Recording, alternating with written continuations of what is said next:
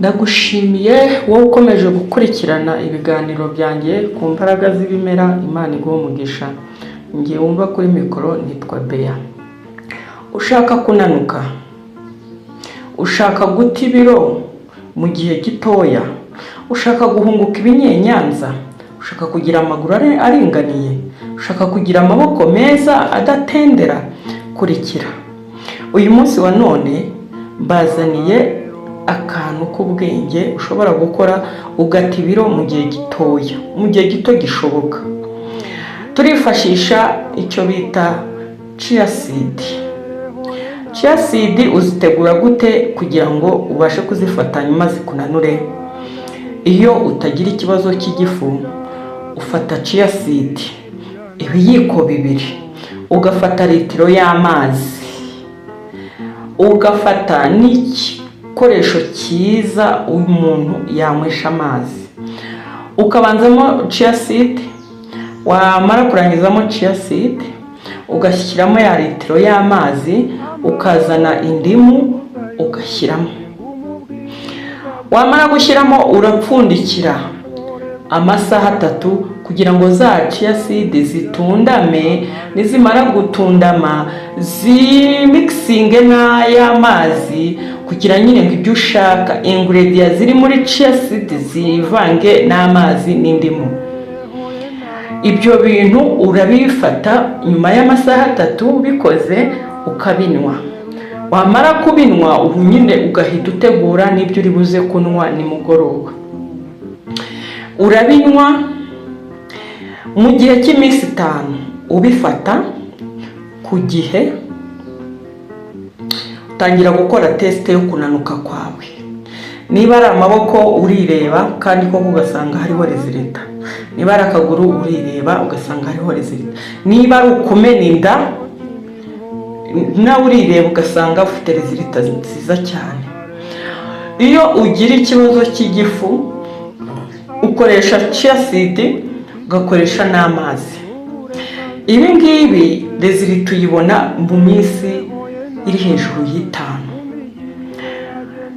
Ntabwo bingana nuko wazinywa ukoreshe wavanzemo n'indimu. Ufata chia seed ukazishyira muri ayo mazi yo kunywa, nyuma y'amasaha 3 ukazifata ukazinywa. Nyine urayanywa ya mazi, urayanywa avanze na chia seed nazo ukazinywa. Hanyuma rero resulta, umusaruro uboneka hejuru y'iminsi 5. Hari ibintu rero bibujijwe iyo uri gufata chia seed. Tuzi ko rwose impinduka nziza buri wese arazirwana, araziharanira. Iyo uri gufata chia seed ugamije kunanuka, wirinda ibintu n'ubundi ushobora kurya cyangwa waryaga bitera umubyibuho. Urugero, ibintu bikoze mu ifarini urabireka. Chapati, amandazi, imigati, urabireka. Ibintu bikoze mu by'inyama, inyama urazireka. Ibintu by'inkoko urazireka, amagi, imireti urabireka. Biriya bintu byose bitera kubyibuha, amachizi urayareka, buri kimwe cyose, n'umuceri urawureka. Hanyuma iyo umaze kubireka ugafata umuti, ufata wenda ibijumba, ibirayi, ibintu nk'ibyo nabyo kandi ukabifata muri mu tuntu duke. Mu gihe nibuza kingana n'iminsi 21 uba wamaze gushyikira ibiro ushaka. Ushobora guta ibiro 20 mu gihe cy'iminsi 21 iyo ukurikije izi nama nkugira. Ushobora guta ibiro munsi ya 20 bitewe n'ibyo ushaka. Urugero, wenda mfite ibiro 90, ndashaka gusigarana 75. Ndabifata kugeza ngeze ku biro bireshya n'uburebure bwanjye bingana mbese ibiro nshaka. Nimbigeraho ndahagarika gukoresha iyo chia seed, then nkereye discipline mu mirire. Niba naryaga nyine izo nyama za buri munsi ndagabanya, niba narya inkoko yose nkayimara ndayigabanya, niba ngire disipurine mu mirire. Ariko ni ukuri ndabarahiye, chia seed ni umuti ku bantu bifuza kunanuka, ku bantu bifuza guta ibitama, ku bantu bifuza guta ibinyenyanza, ku bantu bifuza kugabanya amaguru n'amaboko, ku bantu bifuza gutakaza mu nda, ku bantu bifuza buri kimwe cyose kunanuka ukajya ku kigero ushaka. Koresha chia seed, koresha chia seed, koresha chia seed, koresha chia seed.